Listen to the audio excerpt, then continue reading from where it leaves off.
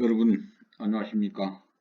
이번 수업 시간 건강관리에서 보행과 건강 수업을 진행하겠습니다.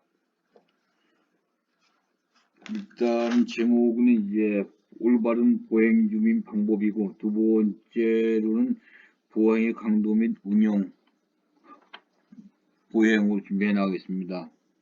여러분 앞에서 보여준 것 같이 우리 인간은 직립을 한 이래 인간은 두 발을 사용해 생활하였으며, 두 발에 있어서 현재의 문명을 창조해왔고, 만약 인간이 두 발로 걷지 못하고 네 발로 기어다니고 있다면 인간은 자유로운 창조의 손을 사용할 수 없을 것이고, 그렇다면 필자가 이글을 컴퓨터에 입력하기 위해 타이핑 또한 할 수 없을 것입니다. 이러한 현대 사회에서 인간은 더욱 더 나은 삶을 영위하기 위하여 자신의 건강을 위해 많은 돈과 시간, 그리고 정신적인 요인들로 투자하고 있고, 인간은 건강한 삶을 위해서 웨이트 트레이닝이나 수영, 수상, 조깅, 테니스, 댄스, 사이클링 등 여러가지 운동을 하면서 정신적, 육체적 건강을 위해 노력하고 있을 것입니다. 직장과 사회부터 받은 많은 스트레스를 극복하고 건강미가 넘치는 자신의 외모에 대한 자신감을 갖고, 하지만 인간에게 가장 단순하며 운동하기 위한 장비나 특별한 장소가 필요 없는 기초적인 운동이 있었던 보행은 그다지 운동으로 여겨지지 않고 있으며, 최근에 조금씩 보행에 대한 운동의 효과가 입증되고 있는 것 같습니다. 많은 사람들이 관심을 받게 되었으며, 걷는 것은 몸에 좋다라는 인정을 받게 되면서 현대 사회에서 보행에 대한 지식이 없는 무지의 보행은 결코 몸에 좋다고 할 수 없다는 것을 알아야 할 것입니다. 예를 들어서 10cm 높은 굽이 달린 구두를 신고 보행을 한다면 과연 이것이 우리 인간의 몸에 좋은 것일까? 높은 굽과 발가락에 집중된 체중의 부하는 발의 기형을 초래할 것이며 전신의 피로로 유발할 수 있을 것입니다. 하지만 보행은 많은 지식과 기술을 습득해야 하는 매우 복잡한 것이 아닌, 두 발이 있고 보행에 장애가 되는 신체적 결함이 없는 한 누구나 쉽게 할 수 있는 효율적인 운동이면 틀림이 없을 것입니다. 우리가 많은 사람들이 운동 부족으로 죽어갑니다. 우리의 생명 곡선은 하루에 어떻게 얼마만큼 걷느냐에 따라 변화된다고 하는 말처럼, 그만큼 걷기 운동 및 다양한 운동, 우리 생명의 길이를, 물론 건강 상태에도 큰 영향을 준다는 것입니다. 학교에서 책에만 몰두하는 여러분, 혹은 책상 일, 혹은 정신적 노동을 하는 사람에게도 활발한 운동이 필요할 것입니다. 여러분들이 건강의 증진을 위해서 여러분들이 걷기를 한다면 얼마나 건강이 좋고, 건강 증진을 위한 바로 걷기 운동을 한번 살펴보겠습니다. 운동은 안전하고 나이가 들어 체력이 떨어지더라도 무리 없이 계속할 수 있는데, 이러한 모든 조건을 가장 적절하게 충족시켜주는 운동이 바로 걷기입니다. 걷기는 남녀노소를 막론하고 가장 안전하며 효과가 크나 나타나는 운동이고, 건강한 사람은 더욱더 건강하게 해주고 환자에게는 치료로서 또는 재활로서 도움이 될 것이라고 봅니다. 우리 학교가 이제 크리스찬 학교다 보니까 걷기는 창조주 하나님이 모든 인간에게 준 평등한 축복이라고 하고 있습니다. 걷지 않으면 건강은 없다. 걷는 사람만이 앞으로 나아갈 수 있고 우리가 하루에 어떻게 얼마만큼 걷느냐에 따라 우리의 생명의 곡선은 분명없이 변화를 준다고 보고 있습니다. 건강한 사람은 더욱 건강하기 위하여 걷고 병든 사람을 병을 회복하기 위하여 마음이 아픈 사람은 마음의 위로와 안정을 찾기 위하여 걷고 있을 겁니다. 오늘날과 같은 고도의 산업사회에서 사회 및 가정 환경의 변화로 신체 활동의 감소와 영양의 과다 섭취 등으로 인하여 각종 성인병이 만연하며 심장병, 호흡기병, 비만, 순환기 질환, 운동 부족 등이 사망의 제일 큰 원인으로 사회가 문제화되고 있습니다. 여기에 운동이 부족하다는 의미는 무엇일까요? 바로 인간이 움직여야 할 걷기가 부족하다는 것을 의미합니다. 현대병의 원인은 운동이 부족하여 일어나며 만병의 근원이라 할 만큼 우리 건강에 미치는 영향이 대단히 크다고 보고 있습니다. 걷기의 효과를 한번 살펴보면요. 걷기를 하면 큰 효과를 얻을 수 있는데 그 중에서도 가장 도움이 되는 것은 육체적, 정신적 안정이며 건강이라고 볼 수 있습니다. 걷기는 심장이나 관절 모든 곳에 적절한 자극을 부드럽게 주기 때문에 어르신들도 무리 없이 할 수 있는 게 특징이고 또한 운동의 강약 조절이 가능하기 때문에 남녀노소 누구나 언제 어디서나 할 수 있는 좋은 운동이라고 할 수 있습니다. 강도가 약한 운동일수록 에너지원으로서 지방질이 많이 사용하게 되는데 또한 운동 시간이 길수록 지방질의 사용이 비율이 증가하게 된다.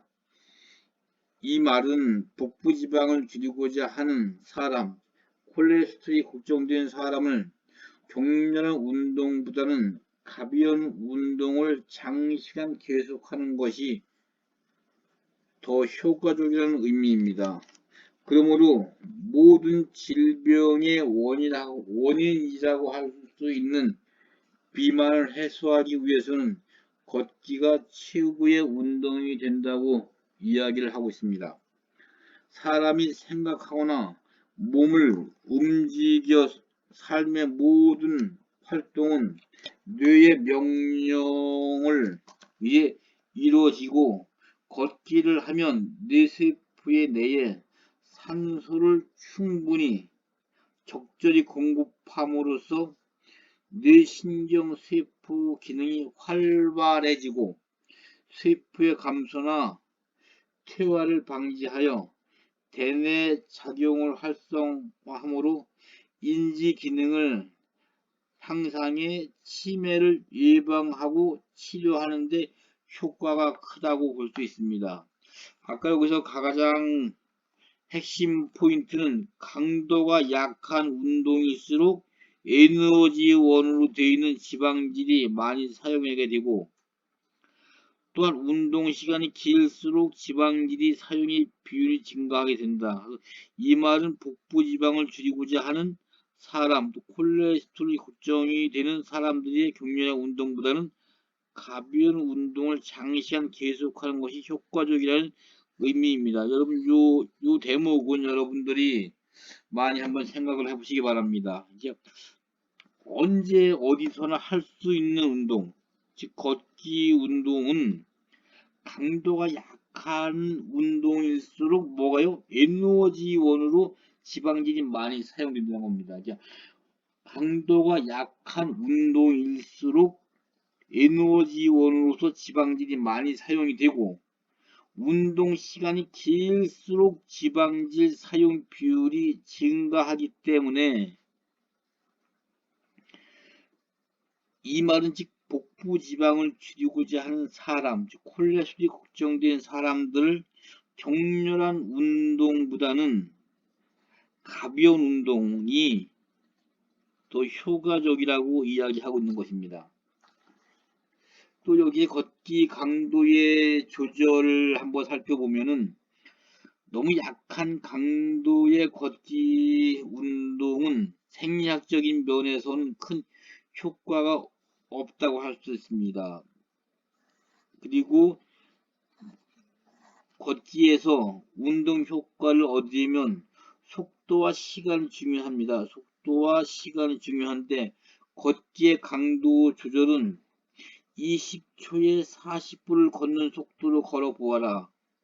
건강을 위해 좋은 걸음은 헬스워킹이라고 하는데, 20초에 40분을 걷는 속도로 걸어보면 비만해서 좋은 운동 강도로, 다이어트 워킹은 20에서 50분을 걷는 속도로 걸어보고 체력을 향상하는데 매우 효과적인 유효한 효과가 있다고 봅니다. 피트니스 워킹이라고 하는 능력이 있다면 20초에 55분을 속도를 걸으면은 인간의 걸을 수 있는 최고의 속도로서 스포츠 워킹이라고 합니다. 우리 인간으로서 걸을 수 있는 최고의 속도의 걸음거리, 즉 20초에 55분을 걷는다면은 스포츠 워킹이라고 합니다. 그러나 이러한 걷기 방법은 일상생활 속에서 완보, 산보, 속보, 급보, 강보로 구분하기도 합니다. 완보는 분당 5 내지 60m, 시간당 3에서 3.5km로 그 효과를 크게 기대할 수 없고, 산보는 분당 60에서 70m로 시간당 3.5km에서 4km, 속보는 분당 80에서 90m로 시간당 5에서 5.5km, 급보는 분당 100에서 110m로 시간당 6에서 7km, 강보는 분당 120에서 130m로서 시간당 7 내지 8km 걷기를 자신의 건강 상태와 체력에 맞추어 점진적으로 높이 가면 운동하면 매우 큰 효과를 얻을 수 있다고 봅니다.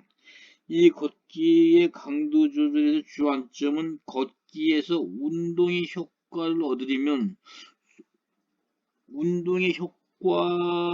얻으려면 속도와 시간이 상당히 중요합니다. 그 중에서 걷기 강도 조절은 20초에 40분을 걷는 속도를 걸어야만이 도움이 된다는 겁니다. 건강 후에 좋은 걸음으로서 헬스워킹이라고 합니다.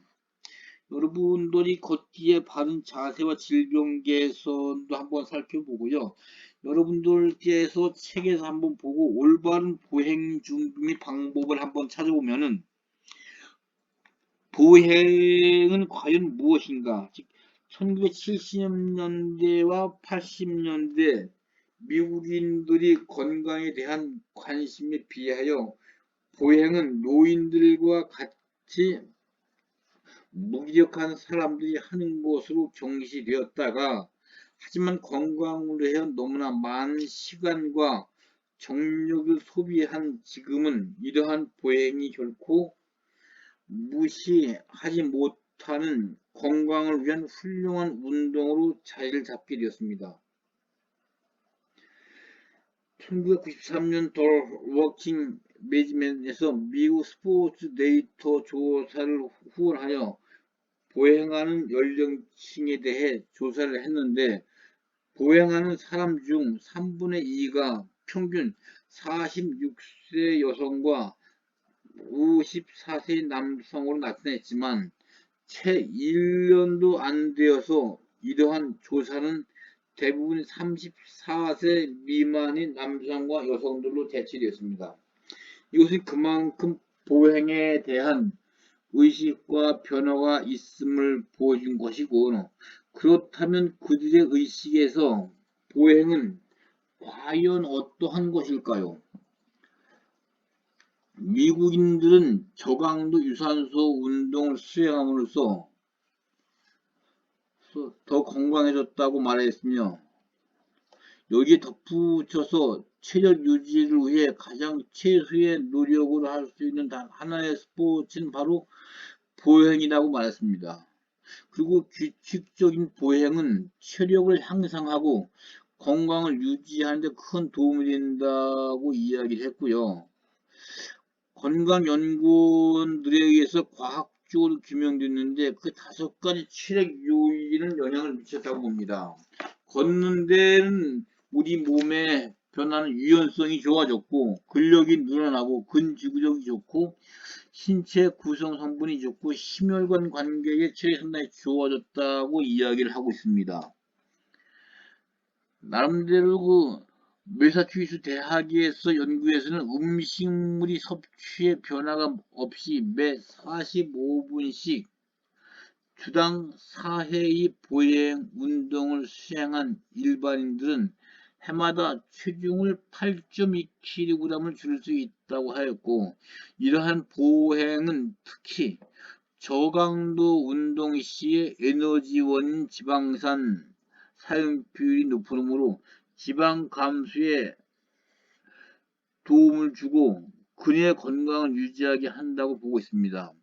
일정한 속도로 보행을 매 20분씩 주당 3회 수행한다면 심혈관 기능이 증진되어도 고강도의 운동을 수행할 수 있을 뿐 아니라 매일 업무에서 필요에 대한 높은 저항을 가지고 업무를 수행할 수 있다고 했습니다. 여러분들이 봐서 체중과 조절과 유산소 기능 개선을 위한 운동 형태로 많은 인기가 있다고 보고를 했으며, 그것은 실험에 참가한 남자 81%와 여자 86%에서 최대 심박수의 70% 정도 강도가 보행의 심혈관 트레이닝 강도를 적당하다고 보고함으로써 보행의 신체 구성분들이 심혈관에 미치는 긍정적인 영향을 알 수 있었다고 합니다.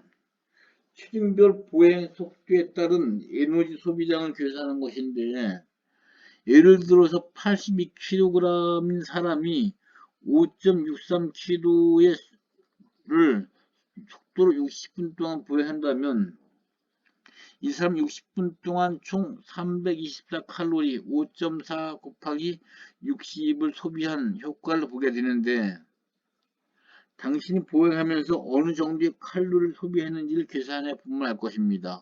예를 들어서 82kg인 사람이 5.63km를 해외 속도를 60분 동안 보행한다면 이 사람은 60분 동안 총 324칼로리, 즉 5.4 곱하기 60분 하면 소비하는 효과를 보게 된다고 보았습니다. 즉 거리와 속도를 이야기했네요. 라고 보행은 근육을 시키는 운동이 아니다.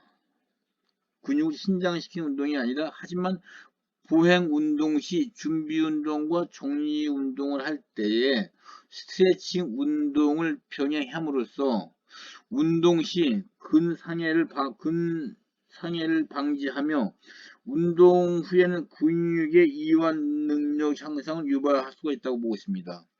그리고 오랜 시간 보행은 사용하는 근육의 지구성 능력을 향상하는데, 특히 경보와 같은 보행은 마라톤 선수들에게 요구되는 지구력에 필적할 높은 지구력을 필요했고, 또한 보행은 둔부와 하지 근육을 주로 사용하였고, 팔의 수인 동작으로 상체 근육을 사용하면서 일정 수준의 근력을 얻을 수 있는 매우 훌륭한 운동임을 알 수 있어야 될 것입니다. 여러분들이 보행을 이렇게 함으로써 여기서 주안점은 보행은 과연 무엇인가? 보행에서 가장 우리가 듣게 되는 것은 유연성이 좋아지고 근력이 좋아지고 근지구력. 근력이 좋아지는 것은 스트레칭과 마무리 운동에서 근력을 좋아진다고 근지구력과 신체 구성 성분, 심혈관 관계 같은 걸 이야기를 하고 있습니다.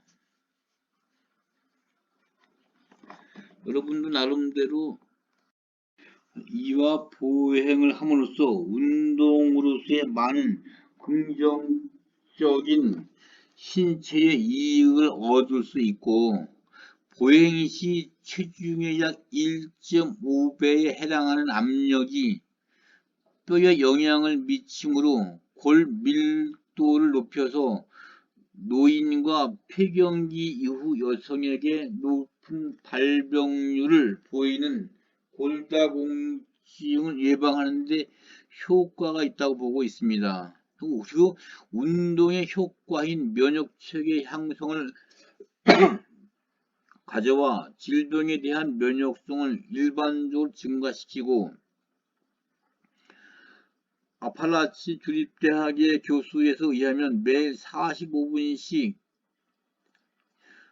걷는 여성들은 비활동적인 여성들보다 감기나 폐렴에 걸릴 확률이 절반밖에 되지 않는다고 보고함으로써 면역에 대한 효과를 증명했습니다. 두 번째는 보행을 위한 준비 사항을 말씀드리고요. 거기에 따른 신발과 의복을 한번 살펴보겠습니다. 보행의 운동은 특정한 장비나 기구 그리고 장소가 필요 없는 운동입니다. 가장 좋은 게 보행은 특정한 장비나 기구 그리고 장소가 필요 없는 운동이고 단지 신발이나 의복에 좀 나름대로 신경 썼으면 합니다. 단지 걸을 수 있는 넓은 공간과 걷기에 부족하지 않는 신체만 있다면 되는 운동이고 더 효율적인 보행을 준비할 것인데 어떠한 것이 있는지는 안다면 더 효과적인 보행 운동을 할 수 있을 것입니다. 보행 운동은 매우 간편하고 그리고 장소에 제한이 없고 친구나 가족들과 함께 걸으면서 서로 이야기할 수 있고 사교적일 수 있고 때로는 혼자서 조용히 걸을 수 있는 운동이고요. 보행은 개인적인 운동이지만 팔을 흔들면서 걸을 수 있는 상해와 매우 거리가 먼 신체 전반적인 운동 효과를 볼 수 있는 효과적인 운동이라고 볼 수 있습니다.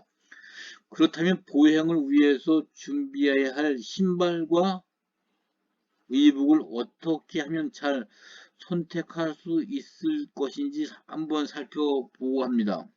신발은 보행은 천천히 뛰는 것과 구별되는 운동의 형태입니다.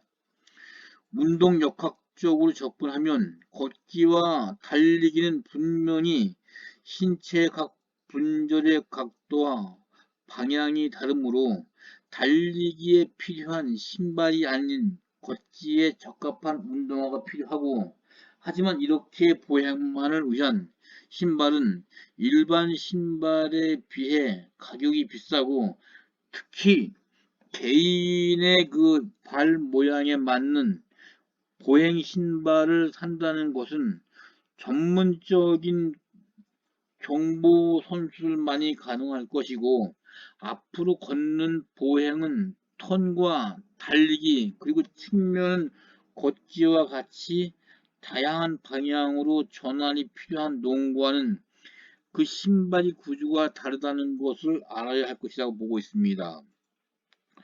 보행을 위한 신발은 먼저 걸을 때 발 뒤꿈치가 지면에서 받는 충격을 완화시키기 위해서 신발 밑창에 특히 뒤꿈치의 충격으로부터 보호해 줄 수 있는 보호장치가 있어야 하고 사람이 걸을 때 뒤꿈치를 통해서 오는 충격은 직접적으로 척수를 타고 뇌신경에 좋지 않은 영향을 줄 수 있으므로 이러한 충격으로부터 보호할 수 있는 장치인 충격 흡수 장치가 되어 있는 신발을 선택해야 합니다.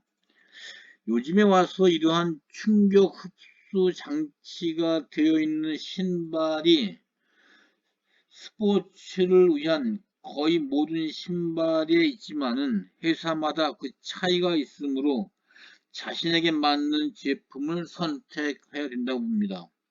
두 번째로 인간이 걸을 때 발의 역학적인 변화를 보면 뒤꿈치가 지면에서 떨어지면서 발가락과 발바닥이 휘어지므로 신발은 이러한 사전이 가능해야 합니다. 만약에 이러한 신전이 원활하지 않으면 발등과 신발의 마찰이 증가해서 발등 물집이 생길 것이고, 그리고 통풍이 잘 되는 신발을 선택하는 것이 좋습니다. 보행 운동을 하는 동안 우리의 발은 운동으로 인한 열이 발생하므로 이러한 열을 쉽고 빨리 발산할 수 있는 신발을 선택하는 것이 좋다고 보고 있습니다. 세 번째로 세 번째로서는 굽이 높지 않은 것을 선택하는 것이 있고요. 굽이 높으면 지면과 발 사이가 높아서 발목과 종아리가 무리를 주며, 굽이 높으면 지면과 발 사이가 높아서 발목과 종아리에 무리를 주면 잘못하면 발목 상해를 일으킬 수가 있고, 발바닥에는 26개의 뼈와 38개의 근육과 100개가 넘는 결합 인대들과 건들로 서로 연결되어 있습니다. 그러니까 발바닥에는 26개, 한쪽에 26개의 뼈와 38개의 근육과 100개가 넘는 결합된 인대들과 건들로 서로 연결되어 있다고 보고 있습니다. 인체의 거울이라고 할 정도로 매우 중요한 기관이지만 우린 최근 들어서 이러한 발에 관심을 갖기 시작을 했고, 보행을 위한 신발의 신중한 선택은 바로 이 글을 읽고 당신의 건강을 위해서 꼭 필요한 것임을 여러분 명심하시기 바랍니다. 한 번 더 의복을 한번 살펴보겠습니다. 보행 시 의복을 살펴보는데, 보행 운동을 하기에 가장 좋은 의복은 운동 시 발생하는 땀을 흡수하고 피부가 숨을 쉴 수 있게 통풍이 잘 되는 섬유로 만들어지는 것이 좋고요. 현대 과학의 발달로 운동하기에 좋은 섬유가 개발되었고, 무더운 날씨에서는 몸을 시원하게 유지하고 추운 날씨에는 몸의 체온을 따뜻하게 유지하면서 열을 방출해 줍니다. 하지만 고급 섬유로 만들어진 옷은 고가이므로 면과 같은 자연 섬유로 만들어진 옷이 좋습니다. 그리고 양말을 선택할 때는 통풍이 잘 되며 신발과 발의 마찰을 최소화시켜주는 스포츠 전용 양말을 고르는 것이 좋습니다. 마찰이 생기면 물집이 생기게 되어서 일상생활에도 좋지 않은 영향을 주지만은 이러한 스포츠 양말을 신으면 발에 땀을 흡수해서 그러한 마찰을 최소화하기 때문입니다. 의복 착용에서 여러분 봤을 때는 우리나라에 사계절이 있으므로 계절에 맞는 복장을 착용해야 하고, 날씨가 더운 여름에는 조금만 움직여도 땀이 발생하므로 특별히 체열이 발산이 잘 되고 통풍이 잘 되는 옷을 선택하는 것이 좋고, 뜨거운 태양을 방어할 수 있는 통풍이 잘 되는 모자나 선글라스 또는 자외선 차단제를 사용하는 것이 운동을 수행하는 데 도움이 된다고 보고 있습니다. 겨울과 같이 추운 날씨에는 적정한 체온을 유지하는 동시에 혹한으로 인한 동상을 예방할 수 있는 의복과 신발을 선택해야 하고, 특히 겨울에는 보행할 길이 얼어 있거나 눈이 덮여 있으면 보행 시 사고를 유발할 수 있으므로 특별한 주의가 필요합니다. 보행하는 도로의 사정에 따라서 에너지 소비량이 달라지는데, 일반 포장도로에서는 5에서 5.6km의 속도로 걷는 것을 기준으로 하고, 하지만 비포장도로에서는 1.5배, 딱딱한 기세 1.6배, 그리고 해변 모래길 1.8배 높은 에너지 소비를 보여주고 있으므로, 보행 운동을 위한 신발과 의복을 준비하고 집을 떠나기 전에 이런 운동할 준비를 미리 마련해 놓은 것이 좋지 않을까 생각을 합니다. 걷기의 이제 바른 자세와 질병 개선을 한번 살펴보겠습니다. 이 걷기 운동을 시작하기 전 효과를 극대화시키려면 무엇보다도 걷는 사람의 기본 자세가 반듯해야 합니다. 좋은 자세를 익히기 위해서는 걷기의 바른 자세를 숙지하고 반복 연습하는 길밖에 없다고 보고 있습니다. 자신이 걷는 모습을 파트너가 뒤에서 보게 하고 기본 자세에 얼마나 근접하여 있는가를 확인하면 좋을 것이며, 잘못된 자세는 의식 속에서 걷고 잘된 자세는 무의식 속에서 걷는 방법을 숙지하십시오. 여러분들이 봤을 때 잘못된 자세는 의식 속에서 걷고 잘된 자세는 무의식 속에서 걷는 방법을 숙지하십시오. 걷기를 계속하면 근력과 지구력 자연스럽게 높아지고 체력이 증대되고, 걷기는 전형적인 유산소 지구력 운동이기 때문에 비만을 해소하고 순환기 질환에 가장 좋은 운동이라고 여기도 왔습니다. 규칙적인 걷기를 하면 혈압이 정상화되고 혈당이 줄어들고 당뇨병 치료에도 많이 도움이 된다고 보고 있습니다. 또한 심장병의 원흉인 콜레스테롤 중산 지방을 감소시켜 동맥경화를 예방하고 통풍 예방에 가벼운 운동이 효과적인, 특히 걷기 혈액중에 요산치를 내리게 하는 효과가 있어 통풍을 개선할 수 있습니다. 인간의 걷기는 아기 때부터 수십만 번의 반복 동작을 통해 두 발을 서고 한 발씩 떼어놓기를 한 훈련의 결과이다.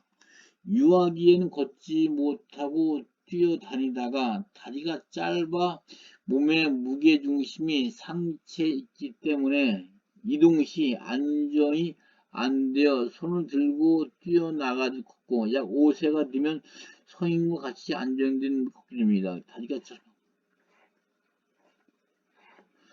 속보와 급보, 강보, 팔꿈치 각도를 90도로 유지를 하고요. 속보 때부터는 속보부터 강보, 속보, 급보, 강보는 팔꿈치 90도를 유지가 상당히 중요합니다. 하고 완보, 산보에는 팔을 내리고 자연스럽게 발의 리듬을 맞추어 흔듭니다. 속보부터는 팔꿈치의 각도를 90도로 굽히고 앞뒤로 자연스럽게 리드미컬하게 흔드는 것은 건강을 위해 걸을 때의 팔은 가지고 다니는 것이 아니라 사용하는 것을 명심하는 것입니다. 팔을